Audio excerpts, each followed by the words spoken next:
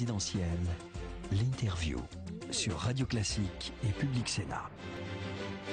Gilles Leclerc, bonjour. Bonjour Bertrand Delanoë. Bonjour. Merci d'être sur notre antenne, sur nos deux antennes ce matin. Alors dans l'affaire, disons dans le meeting de Villepinte, il y a deux aspects. Il y a l'aspect démonstration de force qui est souligné par la presse ce matin. Et puis il y a l'aspect évidemment contenu, à savoir les propos concernant l'Europe. On vient d'en parler avec Guillaume Tabar. Mais sur l'aspect démonstration de force, est-ce que vous avez eu le sentiment que c'était plus imposant, peut-être plus marquant que ne l'a été le Bourget avec François Hollande? C'est un autre moment de la campagne, c'est en tout cas plus pompeux et moins simple. Je pense qu'il y a une grande différence de style entre Nicolas Sarkozy et François Hollande dans le rapport aux citoyens, aux gens. François a une relation beaucoup plus familière et naturelle. Bon, là, il y avait une espèce d'aspect péplum qui m'a frappé. Pour le reste, c'est vrai que l'élection n'est pas jouée, que c'est tout à fait pour nous un message que nous devons nous mobiliser. Parce que dans le camp de Nicolas Sarkozy, on considère que c'est le meeting de la relance. Oui, on verra. Mais quels que soient les sondages, il faut que nous sachions que dans 6 semaines, il y a un premier tour, le 22 avril, et dans 8 semaines, un second tour, le 6 mai. Pour le reste, sur le fond, il y a quelque chose d'un peu désespéré dans le propos de Nicolas Sarkozy, parce que c'est pas du tout crédible. Vous parlez de l'Europe. Je parle de tous les sujets. Et de sa déconnexion avec la vie des Français. Vous avez remarqué, mais il n'a pas prononcé le mot logement, le mot école et le mot santé. Et les vraies préoccupations des Français, c'est ça. Et lui, il a toujours des échappatoires. Alors là, maintenant, c'est l'Europe. Sauf qu'il oublie qu'il est président, ou il feint d'oublier qu'il est président de la République depuis 5 ans. Et dans bien des domaines, je le trouve d'ailleurs assez agressif vis-à-vis de ses amis conservateurs européen. Et le paradoxe, c'est qu'il dit que François Hollande ne peut pas faire rajouter au traité de sérieux budgétaire des aspects liés à la croissance, à l'emploi, mais lui veut renverser la table et, par exemple, sur Schengen, il envoie des ultimatums à ses partenaires européens. Justement, nous sommes au cœur. Je pense qu'il y a un côté fuite en avant qui ne doit pas donner beaucoup de crédibilité à sa campagne. Gilles Leclerc. Est-ce que c'est pas bien quand même de remettre un peu l'Europe dans cette campagne électorale? On sait très bien que les rendez-vous européens, juste après le 6 mai, ça sera quand même central de toute façon, quel que soit le gagnant. On avait assez peu parlé d'Europe. Là, il le remet au goût du jour et au fond réconcilier la France du oui et du non, qui avait posé des problèmes au PS. Est-ce que c'est pas de toute façon une bonne chose? Non, ce qui est vrai, c'est que l'Europe doit être réorientée. C'est exactement ce que propose François Hollande. D'ailleurs, je vous signale que ça fait très longtemps que dans les propositions socialistes portées aujourd'hui par François Hollande, il y a la notion de réciprocité dans les échanges et de juste échange. C'est ce que nous avions mis dans le projet socialiste. Et donc, l'idée qu'il faut que l'Europe, effectivement, aujourd'hui se préoccupe de la vie des Européens et des enjeux de croissance, d'emploi, c'est exactement ce que propose François Hollande, et lui est crédible, parce que ça fait plusieurs années que nous demandons cette réorientation de l'Europe, alors que Nicolas Sarkozy fait un coup politique à quelques semaines de l'élection, alors que la droite est au pouvoir en France depuis 10 ans, les conservateurs en Europe depuis pas mal d'années, et que lui-même est président depuis 5 ans. C'est comme sur l'immigration.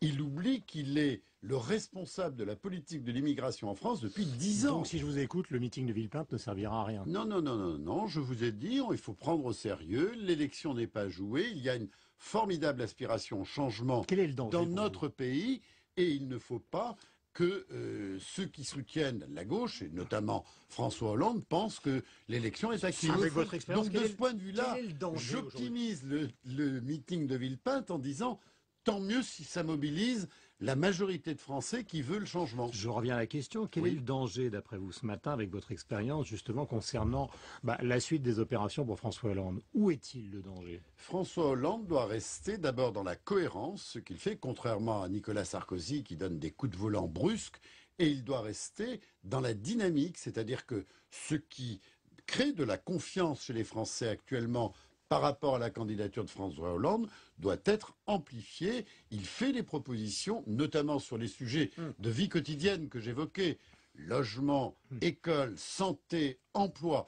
Voilà, ça, récemment, il a parlé de tout défense, ça, il a parlé de oui, modification mais il a du bien texte. fait. Un futur Sur la président de la République doit parler de Non, mais défense. c'était pas la vie quotidienne non Samedi plus. prochain, il parlera de politique internationale et notamment de politique européenne. C'est tout à fait Sur l'Europe, je légitime. reviens justement. Oui, je vous en prie. Sur Schengen, de dire, après tout, on peut regarder les accords de Schengen. Est-ce qu'on les laisse comme ça? Est-ce qu'il faut renégocier? Est-ce que c'est Mais intéressant de s'y pencher? Ils sont en cours de Oui, discussion. c'est ça. Et d'ailleurs, c'est pour ça que ce matin à Bruxelles, il y a des réactions très négatives vis-à-vis du discours de Nicolas Sarkozy. C'est que la discussion est en cours. Sauf qu'il en fait une opération de marketing politique. Non, c'est un sujet sérieux. C'est un espace dans lequel il n'est pas question de limiter la circulation des Européens. On va quand même pas revenir en arrière. En revanche, se pose la question de l'amélioration, je dis bien de l'amélioration des contrôles aux frontières de l'espace Schengen. Et de ce point de vue-là, C'est ça il que faut- proposerait Mais c'est ce qui est François en- Hollande, président de Non. la République, demain. Mais bien sûr, mais c'est ce qui est en cours de discussion. Et d'ailleurs, à Bruxelles, remarque qu'il y avait une réunion des ministres de l'Intérieur cette semaine à Bruxelles, la semaine dernière, et que le ministre de l'Intérieur français n'était pas là. Donc, au-delà des mots, il y a le travail réel. Et la proposition de Nicolas Sarkozy, toujours matamor, et pas sérieuse, parce qu'on ne va pas rembaucher des douaniers dans chacun des pays de la zone Schengen.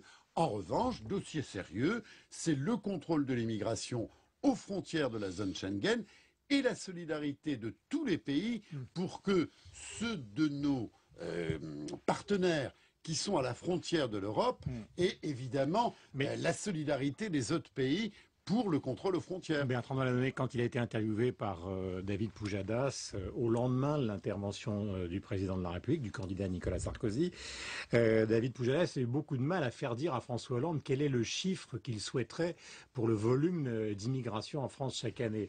Nicolas Sarkozy a dit 180 000 à 100 000 et à chaque fois qu'il lui posait la question, on n'arrivait pas à avoir un chiffre. Ça prouve que François Hollande est beaucoup plus sérieux que Nicolas Sarkozy. Car en donnant pas de réponse. Je vais tenter de vous en faire la démonstration. D'abord, Nicolas Sarkozy est responsable de ce sujet en France depuis 10 ans. Et il procède toujours par proclamation et par chiffres. Et en fait, François Hollande a répondu très pertinemment qu'il y a plusieurs catégories d'étrangers qui rentrent chaque année. Il y a les étudiants, il y a les gens qui... il paraît que maintenant, les gens qui se marient n'ont plus le droit de vivre ensemble. S'ils se marient avec un étranger, nous dit Nicolas Sarkozy, ce qui est quand même un peu ridicule. Bon, non. Et ce que dit François Hollande, c'est qu'il y aura chaque année un débat à l'Assemblée nationale, ce qui est une autre pratique du pouvoir, pour déterminer nos besoins en immigration économique, parce que nous avons des besoins. L'immigration, même les chefs d'entreprise vous le disent, c'est aussi, quand c'est bien régulé, une chance. Donc c'est le une Parlement qui a richesse. décidé. Le Parlement débattra et donnera un avis sur nos besoins annuels en matière d'immigration économique.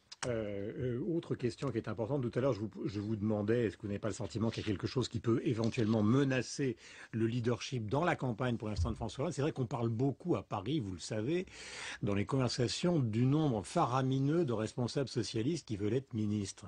Est-ce que c'est pas non plus cette course à l'échalote, le danger qui peut menacer éventuellement une campagne? Ce qui pourrait menacer, c'est une Et forme les ambitieux, il y en a d'arrogance. partout. Non, non. De toute façon, ça, c'est la nature humaine. Ce qui pourrait menacer, c'est une forme d'arrogance. Vous avez remarqué que François Hollande, vraiment, s'en préserve. Et que c'est vrai que la victoire de François Hollande reste à construire.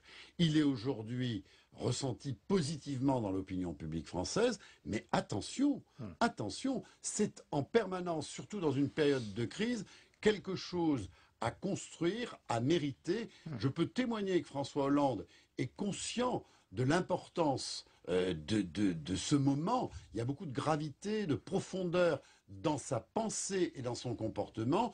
C'est vrai en même temps que rien n'est acquis et que si François Hollande gagne comme nous le souhaitons, mais comme ce n'est pas encore fait, ce sera surtout une épreuve.